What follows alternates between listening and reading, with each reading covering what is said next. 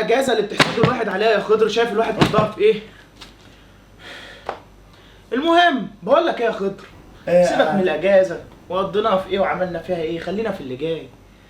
انت عامل ايه والدفعه عامله ايه؟ والله انا بخير والدفعه كلها بتسلم عليك يا ادم. ومحاضرات الجينوميا بتحضرها؟ احضرها ازاي يا ادم؟ ما احنا امتحناها وخلصنا منها بقى. امتحنتوا الجينوميا؟ امتحناها عشية امتحان يوم السيتولوجيكال.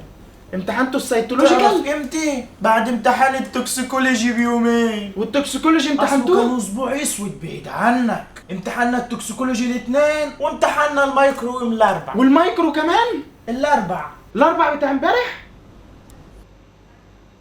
طب والدفعه كانت فين؟ ما اعترضوش ليه؟ ان هم يمتحنوا الامتحانات دي كلها في اسبوع واحد؟ كان بقالهم يومين متجمعين في المدرج الكبير بيمتحنوا الشفوي بتاع الدكتور سعد ابو مسعود. بس خلاص كفايه يا اخي كفايه. ومفيش حد فيكم عنده دم يتصل عليا يقول لي يا ريتني ما كنت سالتك، يا ريتني ما كنت سالتك.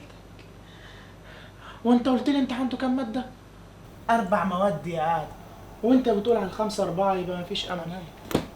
كانت في ماده كان نفسي اسالك عليها يا خضر. مادة ايه؟